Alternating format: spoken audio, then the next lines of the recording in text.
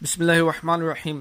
محترم ناظرین، آئیے آج آپ کے پاس ایک ایسا وظیفہ لے کر حاضر ہوا ہوں جو کہ آپ نے رمضان مبارک کی چاند رات کو پڑھنا ہے۔ جی ہاں، چاند رات کو یہ وظیفہ پڑھنا ہے۔ یہ پورے سال میں ایک ایسی رات آتی ہے جس رات یہ وظیفہ پڑھنا ہوتا ہے، اور اس وظیفے کی برکت سے اللہ تعالیٰ اتنا رزق عطا فرماتا ہے، اور ایسے رزق عطا فرماتا ہے کہ جس طرح اونٹ کی کوہان سے نیچے کی طرف کوئی چیز آتی ہے، یعنی اونچائی سے نیچے کی طرف کوئی چیز جب آتی ہے، اس انداز کے ساتھ اللہ تعالیٰ رزق عطا فرماتا ہے۔ تو آئیے اس وظیفہ کو سننے سے پہلے ہمارے چینل کو سبسکرائب کیجئے، بیل کے بٹن کو دبا دیجئے، اور اس ویڈیو کو لائک اور شیئر کرنا مت بھولیے۔ تو آئیے ہم وظیفے کی طرف آتے ہیں۔ تو وظیفہ کچھ اس طرح سے ہے، جیسے ہی رمضان المبارک کی پہلی رات ہوتی ہے، نماز مغرب کے بعد سورہ قدر انا انزلناہ فی لیلۃ القدر، اس کو 21 مرتبہ پڑھنا ہے۔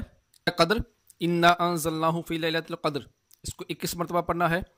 تو عام طور پر ہوتا یہ ہے کہ رمضان المبارک کا عام طور پر لیٹ اعلان ہوتا ہے، ہو سکتا ہے کہ عشاء کے قریب ہو سکتا ہے کہ عشاء کے بعد بھی یہ اعلان ہو۔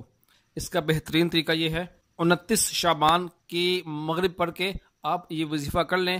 اگر 29 کو یہ رمضان مبارک شروع ہو جاتا ہے تو آپ کا وظیفہ ہوا ہوگا۔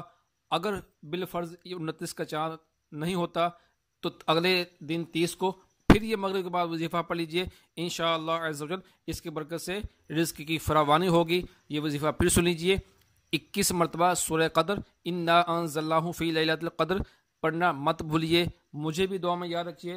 بہت بہت شکریہ۔